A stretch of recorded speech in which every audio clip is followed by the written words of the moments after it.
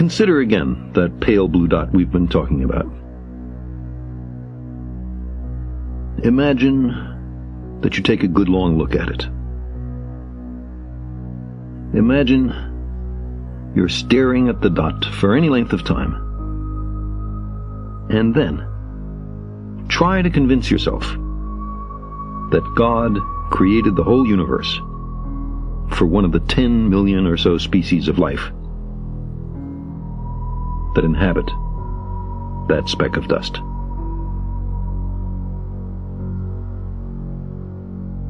Now take it a step further. Imagine that everything was made just for a single shade of that species, or gender, or ethnic or religious subdivision. We can recognize here a shortcoming, in some circumstances serious, in our ability to understand the world. Characteristically, we seem compelled to project our own nature onto nature. Man, in his arrogance, thinks himself a great work, worthy of the interposition of a deity. Darwin wrote telegraphically in his notebook, "More humble, and I think truer, to consider him created from animals." Close quote. We're Johnny-come-latelys. We live in the cosmic boondocks. We emerged from microbes and muck. Apes are our cousins. Our thoughts and feelings are not fully under our own control. And on top of all this, we're making a mess of our planet and becoming a danger to ourselves. The trapdoor beneath our feet swings open. We find ourselves in bottomless free fall.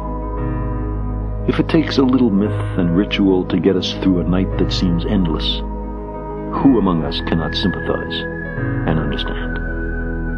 We long to be here for a purpose, even though, despite much self-deception, none is evident.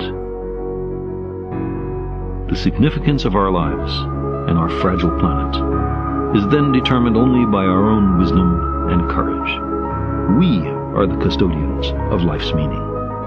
We long for a parent to care for us, to forgive us our errors, to save us from our childish mistakes. But knowledge is preferable to ignorance. Better by far to embrace the hard truth than a reassuring fable.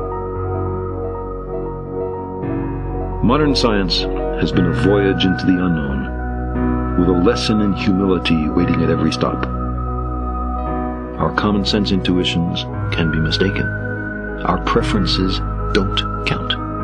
We do not live in a privileged reference frame. If we crave some cosmic purpose, then let us find ourselves a worthy goal.